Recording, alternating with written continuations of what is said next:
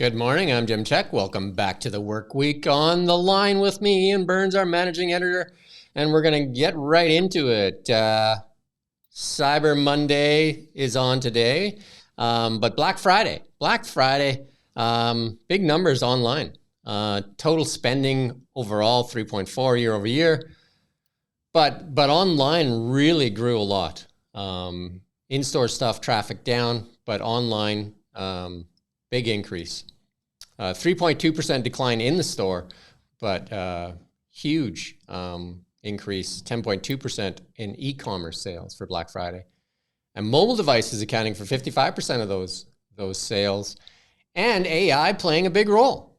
Did you get any Black Friday shopping in there, Mr. Ian?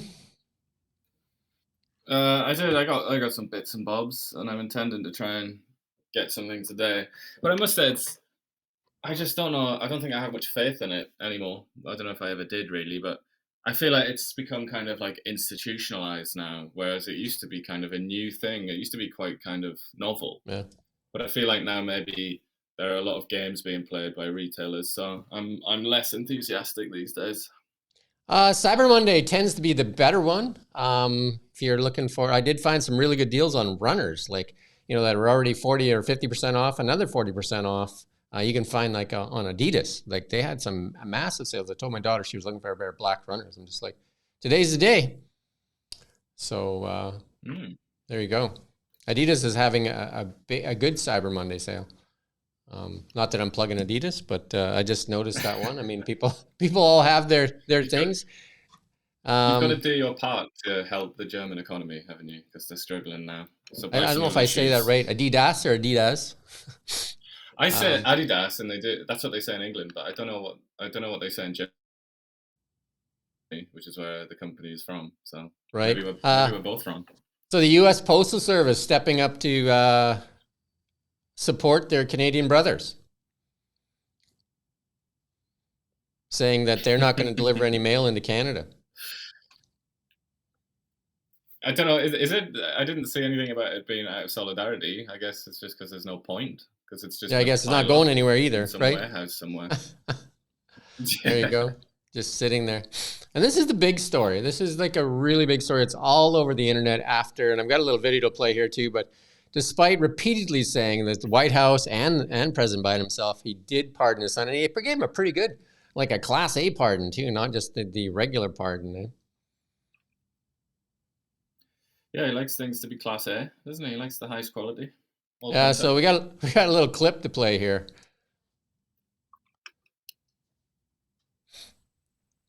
Is above the law. No one is above the law. Nobody is above the law. No one is above the law. No one is above the law. Nobody is above the law. No one is above the law. No one is above the law. No one is above the law. No one is above the law. No one is above the law. No one is above the law.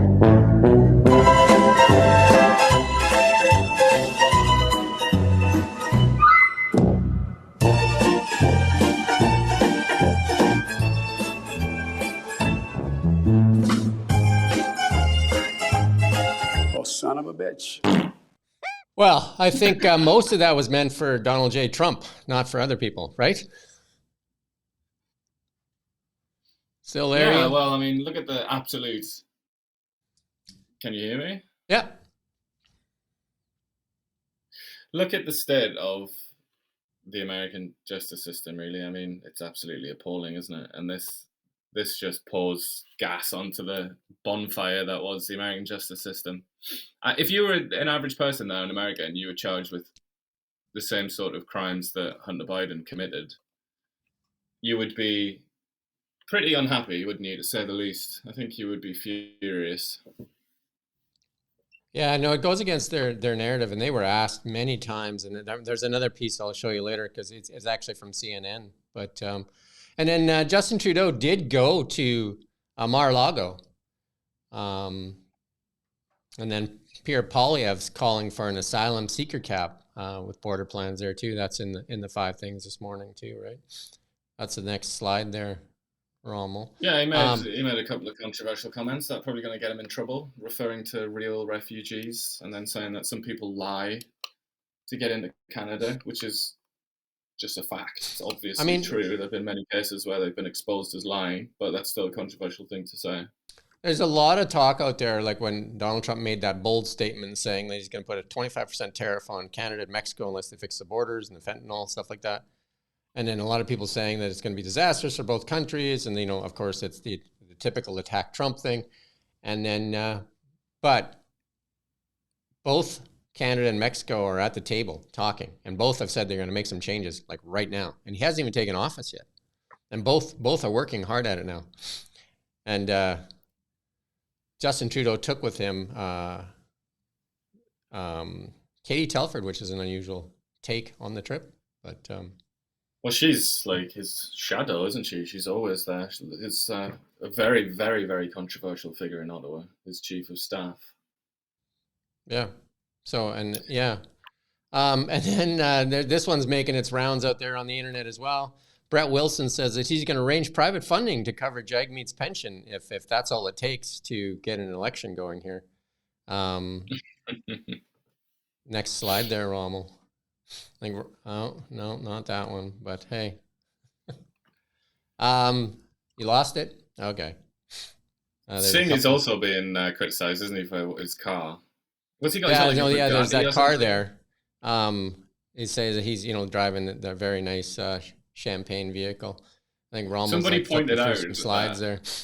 It's a very similar sum of money to buy that car as the NDP has in its, as assets, because the NDP is in like real financial trouble. Yeah. Somebody was just pointing that out. I mean, it is quite a poor look, isn't it, when you're the leader of the self-described Workers' Party, which doesn't.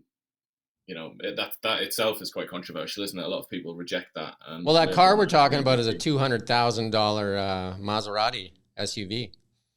Yeah. He's a well-dressed man, too. Well-dressed. It just, he's got lots of bling, hasn't he? Lots of jewelry and nice watches and things. And whatever, I mean, he's a very successful and wealthy person. But the where it sticks in people's craw is that he's supposed to be a man of the people, and he's supposed to defend the workers. There you go. We got the image up there now. There you go. Those two things aren't necessarily incomposed. You can be wealthy and blingy and still care about working people, but he's always going to open himself up to attacks, isn't he? Claims of hypocrisy. Yeah, and then of this Liberal Party narrative that keeps getting putting out, the Liberals plan to send $250 checks to Canadians, temporarily cutting the GST on items.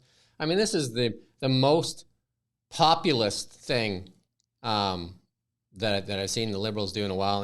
I thought they were all against populist things. They call it something else when they practice populism, though, obviously. But populism, in a nutshell, as I understand it, anyway, it's one of those terms that doesn't really mean anything anyway. So, yeah.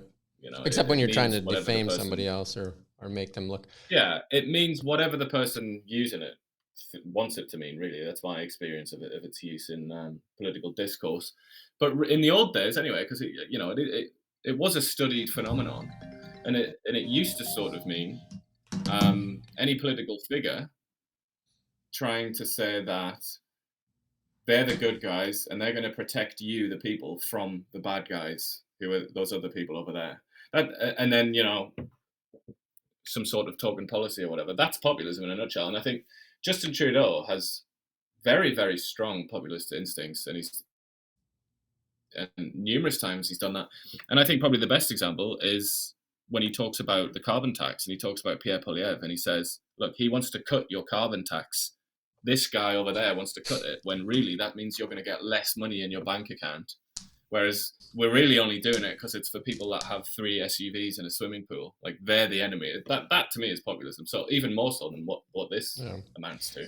So yeah, they're making fun of Pierre. A lot of the Liberal MPs are making fun of him, saying, here he talks about axing the tax all the time, and here it is his chance to axe the tax, and he doesn't want to give the Canadians a tax break and a $250 check.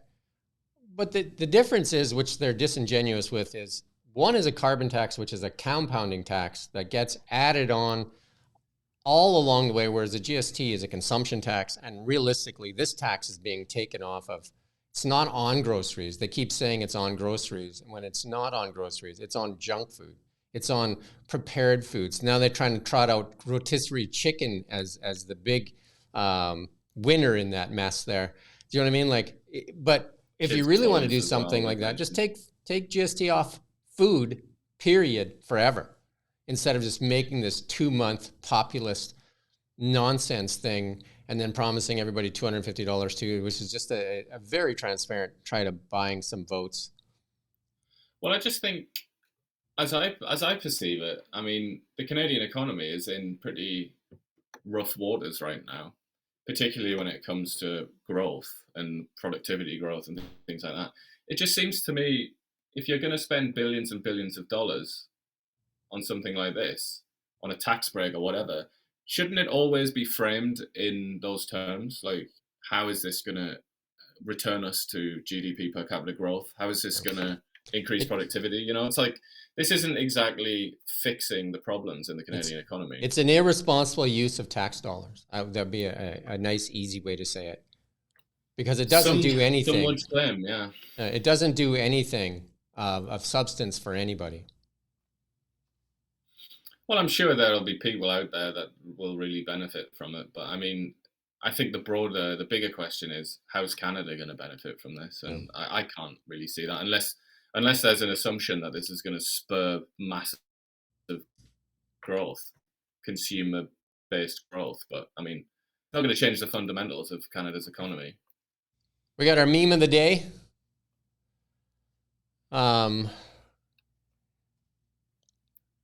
It's OpenAI battling Gemini.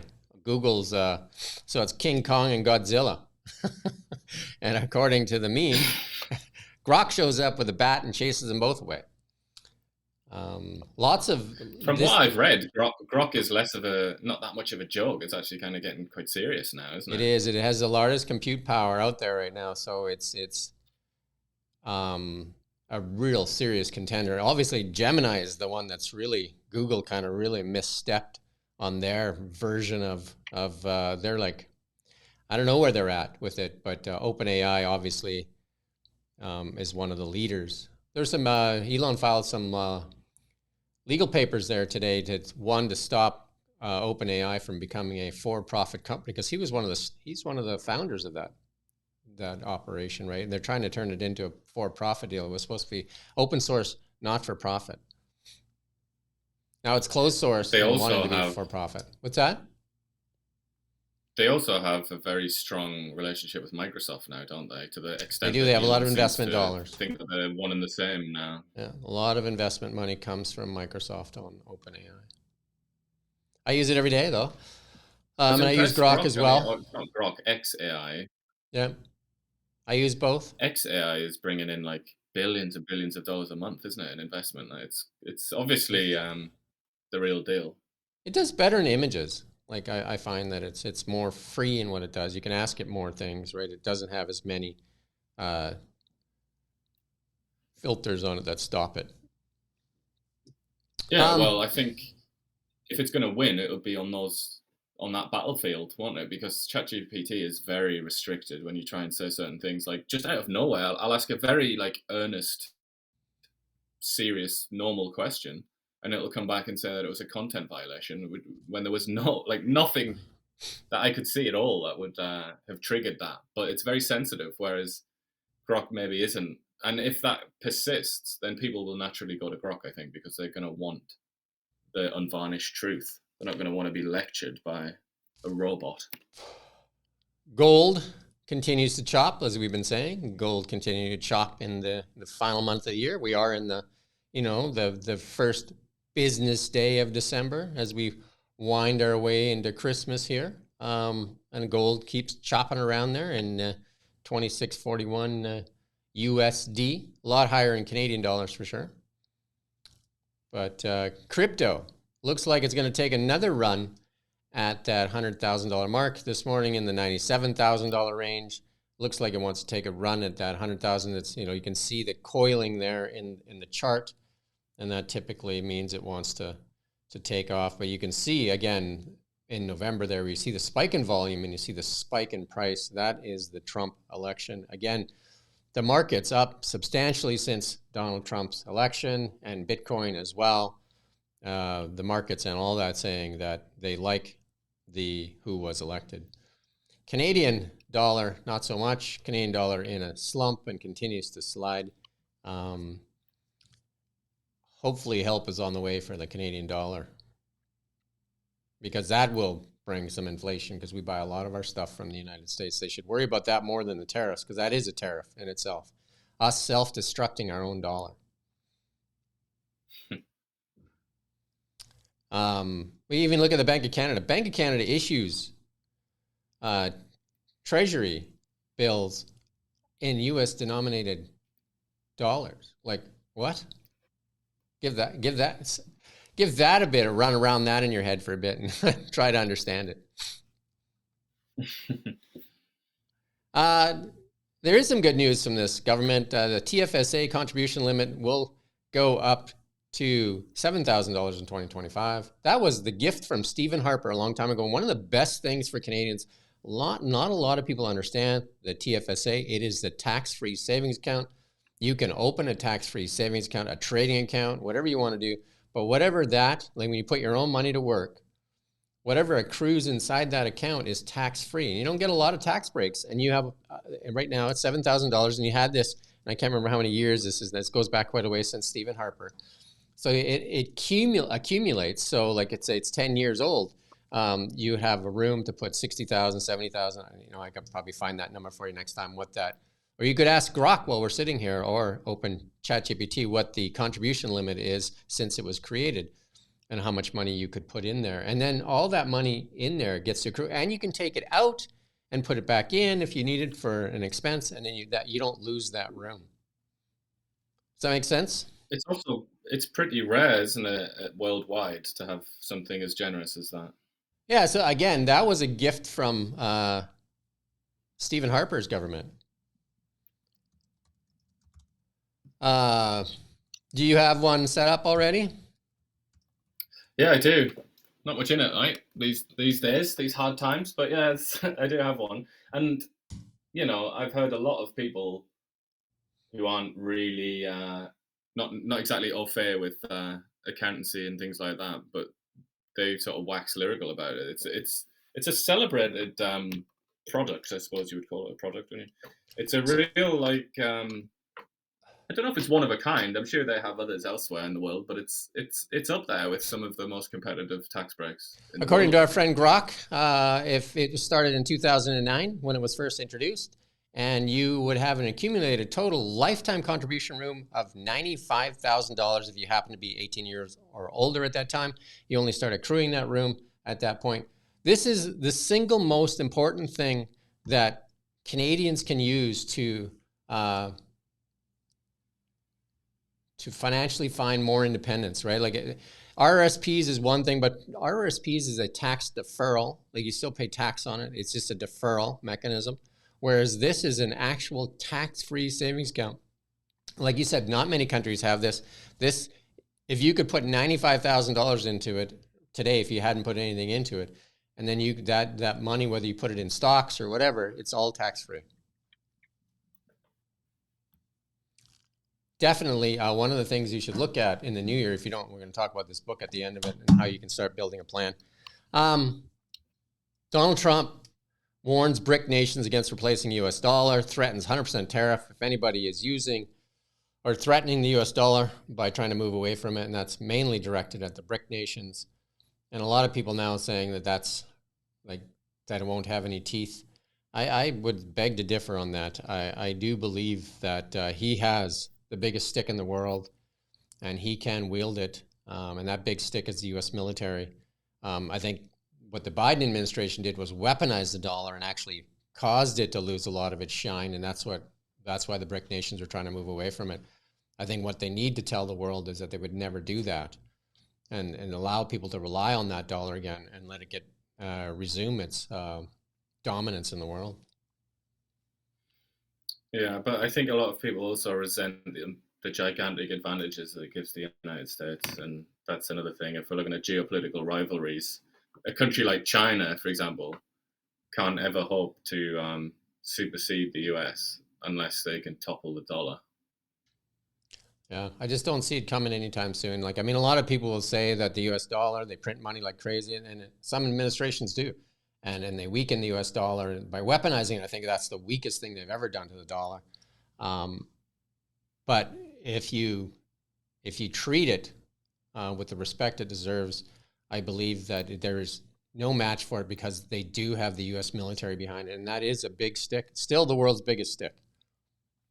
Yeah. Also the US economy, which there's a lot of talk about how China is superior or about to be superior, but nothing compares to the American. Yeah, the financial economy. markets themselves, right? The financial markets themselves, the US financial markets are dominating. Like, there's no doubt about it. And hard to argue against it, right? I mean, money makes the world go round, and they are the heartbeat. Yep. We've been talking about this for a while. Stellantis CEO stepping down.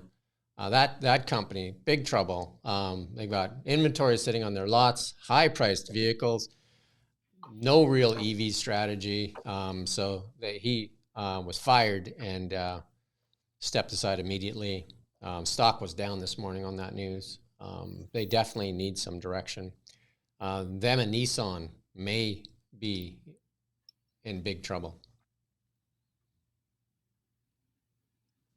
In the National Post, the finance minister claims an economist coined the term by obsession, but it was actually an influencer. Imagine that. We're taking our advice and stuff from influencers as opposed to these. Yeah. What do you think of that? I'd say the more important point to make is whoever it is that coined it and anybody that uses it unironically should be ashamed of themselves. Yeah, because it's not. That's my only opinion. It's not even a good pun, you know. Yeah, it's not even true. Pun. Do you know what I mean? Telling people not to believe their own financial situation, just that it's a vibe, like you can't pay your bills. When, you know, like I imagine phoning the bank or whatever and saying, "Hey, I can't make my payment this month because it's just a vibe. Like, you know, like relax, like don't get so anxious. Just pay your mortgage in vibes." Yeah, like just chill out. Scott Jennings, CNN commentator there, you know, a journalist on CNN. He put out a pretty strong expression or tweet or whatever you call it. Never been a bigger set of liars in this office than the Bidens. Not even close the entire term, one after another, over and over and over. He's definitely getting more and more vocal. It's like 1 against 6 on that show when you watch it with him, you know, like getting beat up all the time. But he's getting a bigger and bigger voice. And some of these lies, and we've heard them. It's transitory inflation. It said that same message was here in Canada. And transitory. Oh, some of it's sticky. And we can see that was just an outright gaslighting of American and Canadian people. Afghanistan a success, borders secure, on and on and on, right? But I feel like this highlights, it's not just about deceit in politics. Politicians, you know, by their very nature, are deceitful. I think the main story here is about the Biden administration and the falsehoods that they peddled. I think the main story is, where were the press? Because that's how you discover that something is a lie, usually in politics. Yep. And they did their job with Trump. They obsessively scrutinized Donald Trump to the point that they made fools out of themselves and told falsehoods themselves many times, I think. But they didn't do even a 10th as good a job with Biden. And so these sort of incredibly stupid and false remarks, like about Afghanistan, for example, which is one of the greatest disasters in American foreign policy, in the history of American foreign policy, you know, that wasn't really scrutinized the same way it would have been Trump been responsible for the withdrawal, and then Trump had bragged about how much of a success it was. He would never have got away with that. And yet Biden did, because of the media not doing its job, I think. I feel like that's the core of this problem. Yeah, I've looked at that many times, and part of me thinks like sometimes was part of this caused by Trump himself, because he went after the media and called them fake news and all that. Did they self-deputize themselves as vigilantes to go after Trump, and that they clouded their own judgment, and that was just kind of their mission? Because it's painfully obvious so many times, right? The double standards, the hypocrisy, and then just the weaponization and everything, and then not being unbiased. Yeah, well, for a very long time now, since at least the 1960s, the media in the United States, like in terms of the individuals involved, journalists, have been aligned with the Democratic Party. So they've always been kind of on one side, for most of modern American history. But I really think it changed. It changed not just with Trump, though. I think it also changed with Bush. If you remember the Bush years, he wasn't taken seriously, and nor was he really given a fair crack of the whip by the American media. And I think they've just become more and more partisan, and that would tally with a lot of surveys that suggest that the left in America has become more extreme. People who are left-wing aligned have become more extreme, as have the right. But when you look at it on an axis, so the left has gone a further, more distance. And I think it might be that, and the sort of politicization of absolutely every aspect of life. That is a kind of a left-wing phenomenon, or it was initially. And I think it's something to do with that, really. It's a kind of radicalization on the liberal left of American politics. And here's the manifestation that the press didn't really scrutinize the president because they thought that he was one of theirs. Yeah, Bob Zimmer, MP, says the Canadian Army says new military sleeping bags are not suitable for typical Canadian winter. He says he wonders if the NDP Liberals should have just gone to Canadian Tire. And we got a little clip here to play for you from Bob. CBC article states, Canadian Army says new military sleeping bags not suitable for Canadian winter or the Arctic. Unbelievable. This NDP Liberal government just spent $34.8 million of your taxpayer dollars on sleeping bags that don't work in Canadian winters or the Arctic.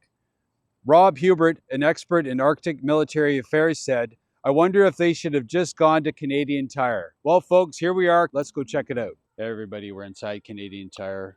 From the same CBC article earlier this fall, it stated that critical issues were discovered by soldiers related to the lack of warmth in the new sleeping bag. And these temperatures, these critical issues only came up on a deployment where it went from -5 to -20. Not even really the harshest conditions in the north or the Arctic. Well, here we are. We found a sleeping bag that's good and tested to -45 right here at Canadian Tire. The cost, $459. The Liberals found a way to spend $632.73 per sleeping bag for sleeping bags that don't even work. And they bought 55,000 of these things. There you go. Sleeping bags that don't meet the requirements for a Canadian winter for Canadian servicemen and women. Yeah, that story was broken a while ago, wasn't it? A few months ago. It's very shocking, man. Very surprising, because you'd think that the Canadians would be the best winter fighters in the world and have the best winter equipment in the world. But it's sorry situation, that. Isn't it? So who's in charge of that? Was that the guy that was doing the ArriveCan app as well? Probably, or at least they went to the same school of procurement, I'm sure. Same school of what? Money is no object, and it doesn't have to work. Quality is no object as well, apparently. Not important. Quebecers dancing up that Trump dance, sweeping the world. It's showing up everywhere. And I saw a bunch of Liberals losing their minds on, like the MSNBC and stuff like that about the Trump dance. They're just, saying it needs to stop, but it seems to be catching steam. But here it is, a Quebec senior citizens doing the Trump dance. I'm going to play this little clip for you.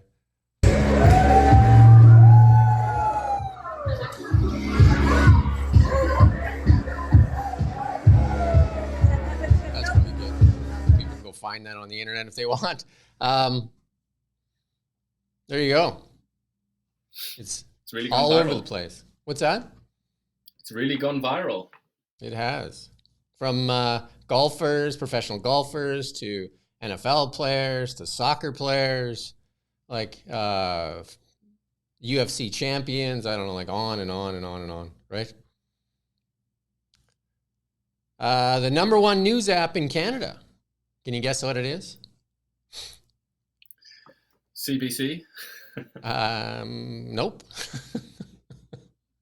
X is now the -- 1 news app in Canada, and well, I'm sure Blue Sky will be right behind it, right? Yeah, I mean, is it a news app? I find that a bit odd. I mean, it does. Well, News is one of its he's big. taking that from the categories that are listed in the App Store, and it fits Yeah. under a news app, and that's where it fits. I find that an interesting concept, though. I think of it more as social media, but I guess most people probably do use it for news, don't they? So it's probably the right category. Well, I do. I mean, I find a lot of stuff there. Obviously, a lot of stuff we're doing right here comes from there, right? So, in our AI segment, AI costs dropped by 99% in 18 months. And this is what I'm talking about. Technology is going to lead us into a world of abundance. Technology is the path forward. The cost of running ChatGPT 4 has fallen from $36 to 25 cents per million tokens. That's a 14,300% reduction. That's the power of technology to reduce costs, right? You're seeing that over and over and over again. That's why the price of Teslas fall as opposed to like most vehicles go up, right? So technology is the path forward, and it is the path to abundance and the path to deflation, right? So that in itself is what makes this combination of Elon Musk sitting next to Trump a possibility of a golden age. Seriously, like technology is, and he's one of the leaders in technology in like 7 or 8 big industries, including space.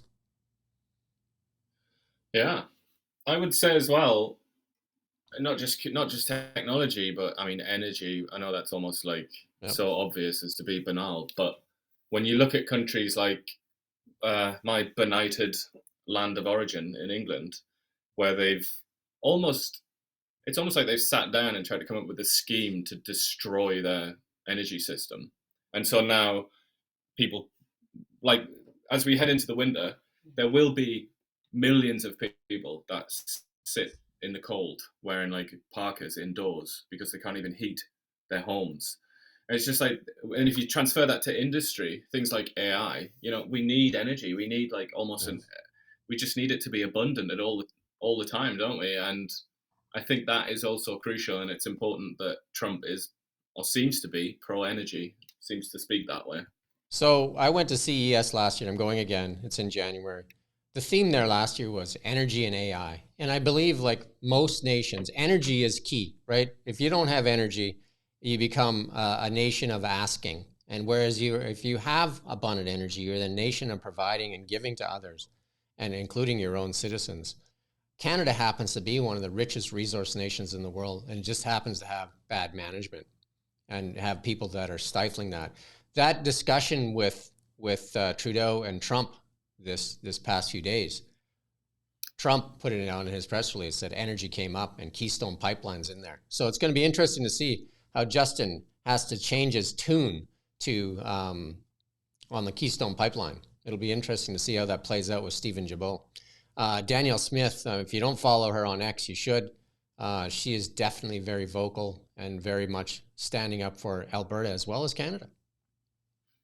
Yeah, but it's also, I mean, not to belabor this point, but it's also the technology is what's going to save us from carbon emissions. If that's the objective, technology is what will get us there. And technology is hyper reliant on energy, and on a cheap energy particularly. Elon has a $100 million X Prize out there for carbon capture. But energy is not just oil and gas. Energy is everything, and Tesla leads in that too, in solar and batteries, and so energy is coming up with a diversified strategy. Oil and gas may be what's needed to get us there, to kind of tide us through that, which, there's going to be a blend of energy with solar, wind, SMRs, oil and gas, LNG. Energy is what's going to fuel a better tomorrow. Yep, and it's also, again, not to belabor this, I don't want to go on about it forever, but that's what made it better yesterday as well, isn't it? Why did the British, why was it possible for them to create the modern world with the Industrial Revolution? It's because they had a massive abundance of coal, and they used coal instead of chopping down trees, which is obviously a very limited way to provide energy. It's all about energy. It's really at the core of everything good and comfortable and pleasant about life pretty much goes back to energy, doesn't it? One just has to look at a timeline of the past 3,000 years and see where that acceleration happens and where people's standard of living has gotten better. And it all has to do with energy. Yep. There's no denying it. Like, you can pretend all you want. There's no denying it. Yeah. And if you're in any doubt, cast your mind back to maybe when there was a power outage or something like that, or just go out into the cold and the dark and just see how much you can achieve when it's cold and dark. Life is miserable when it's like that, isn't it? And you don't have the sanctuary of like a warm, bright home. In our EV section, Tesla has announced its 2024 holiday update. Every Christmas, they put out an update, and there's all the things that you're going to get this Christmas if you happen to have a Tesla. And version 13 is rolling out right now to the people that have FSD on their cars, and it's supposed to be 5 to 10 times better than 12. My car still has 12 on it, but FSD 13 is rolling out, and the stock is up on that this morning. But it's an interesting how if you have these cars that are heavy in technology, that your car just gets better over time, not worse. It's very similar to the iPhone, isn't it? Like iOS, there's just an update, wasn't there, with all that the thing where you can write calculations and it adds them up for you in notes. It's kind of like, it's very cool and everybody gets excited. And then here's a car that has the same features. I'll go out on a limb here and I'll make a prediction for 2025. Another major legacy automaker will license Tesla software in their cars this year. Any ideas of which one, or is that just one of them? I would pick Ford. Right. Jim Farley seems like a very bright man, has a decent relationship with Elon Musk. They have a respectful relationship between the two of them. Elon actually likes Ford. He modeled a lot of his company after Ford, even the model names. And he actually was going to call the Model T, like if you think about it, the Model T Ford. Elon is very much into these word games, right? So he's very respectful of Ford, and I think both ways. And I believe that Tesla's going to be licensing their technology to other automakers. He's already made that offer out there, so I believe in 2025 we'll see something like that. Do you think it's possible that the same way we talked about like Stellantis, and there are lots of other groups, aren't there, auto groups, where there's several of these big brands that sort of live together in the same company. Do you think it's possible that Tesla might lead something like that and bring in some of these legacy companies, or do you think it's just going to stick to its own business? I mean, from his past, you can kind of tell what his future is. I don't think he's looking to bring in any of these things. I think he'd be looking to license his technology. If you look at the supercharger network, because there was that other standard out there that was, the flow network and everything. They had a different standard. Tesla's was the NACS, and they all resisted it because Tesla's was a closed system. But he offered it up and said, hey, if you want to adopt the NACS standard, you can access the Tesla supercharger system. And Ford was first to that party. There's another reason why I would pick Ford. Ford was first to announce that they're going to utilize the NACS adapter on their F-150 Lightning and their Mustang and all that. And then, of course, within weeks, most of the other ones have followed suit. And I believe the same thing will happen with the software, because the big difference between Teslas and other EVs is Tesla's truly a computer with wheels, and I think it was built around the computer. The software is so strong, and where the rest of them are cars with computers inside them, right? Do you know what I mean? It's a completely different way of looking at it. Yeah, and you really get that impression when you sit in one. When I sat in one for the first time, it's almost like tech first, and then afterwards it's something that moves around on the road. Yeah, I mean, even everybody's used to having the displays in front of them. There was no display in front of you, right? It was all about just the computer kind of runs the car, and you don't need a lot of stuff, right? Your idea is to look out the windshield, right, and enjoy the ride. Yeah, and I mean, the extent to which you can modify it and control it with your phone with an app, that really adds to the feeling that it's tech. That's primarily tech. Yeah, and there's lots of little features, tons of little features that people wouldn't know. You don't need a key And, those fobs are expensive. You lose a fob, like they're $400 or $500 to get them done and reprogrammed and all that stuff. Well, there is, and you can't, you can't email a fob to somebody. Like I just texted you a key and you got to drive the car, right? Like you didn't need anything else, right? Yeah, I mean, it's amazing, really, isn't it? And then you also get, like, a lot of people buy those Apple AirTags, don't they, so that they can put one in their car. But obviously, you get that already, don't you, with the Tesla? It is, because I get that with my daughter. She's like, she knows where I am all the time, and she's just like, you can actually watch the person driving, right? So I know some people might get freaked out about that, but you have to share that. So like, in our family, everybody knows where everybody is all the time. So. Is there a way to access the interior cameras as well? Not that I'm aware of yet, but who knows? That'll be an interesting. You can access your own. You can access your own. So I imagine, like, I can access. Like, I think that's coming in this update, actually, where you can access those on your app. You can start seeing all the cameras on the app. So. I mean, I'd like to turn this into a Tesla thing, but like the service too, if you drop a vehicle off, you just drop it off. You don't talk to anybody, you just drop it off. And they don't need a key because they already have I guess they have the key for everything. And then you just go back and pick it up when they email you and say your car's ready. So. It's very, it's like, a lot of the sort of irritants and the annoying things about car ownership, it seems like Tesla has targeted them pretty methodically to make it less annoying and less sort of miserable to have a car. Yeah. Well, as we come into January here, we're going to be promoting this book a little bit that you and I did. It is a Mission Possible book, and it is a goal planner. And one of those things in there is talking about like setting up your own TFSA, all these kind of things. Like it's focused around three main pillars: mind, body, and spirit. And mind being your financial, your career, all that kind of stuff. Your body mean taking better care of yourself. And we know that right now, like our healthcare system, not overloaded. So the more that you can take care of your own health and alleviate that burden, the better off all of Canada will be. And then obviously in your spirit, whether your spirituality comes from religion or maybe even yoga or what have you, or giving, whatever your spirituality is, trying to find Zen lots of times, and peace and acceptance is the big thing, right? So all good goals. Definitely.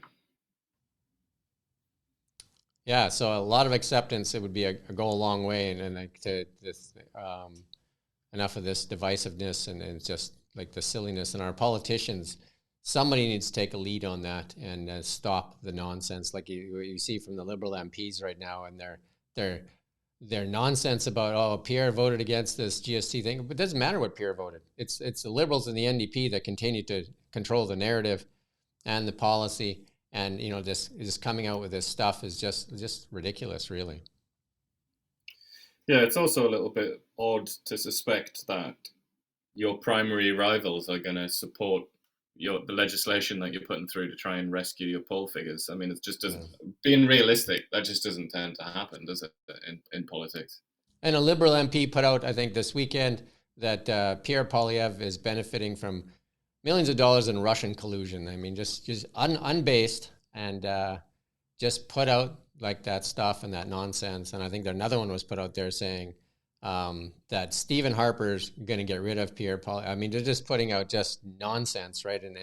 And people need to really start to look at that stuff and see what the source is, and maybe stop listening to it. Yeah, well, one good thing about X is the community notes thing. That tends to catch things like that, doesn't it? Yeah. Like, trust your eyes, trust the actions, and maybe rely less on just stuff that doesn't make any sense.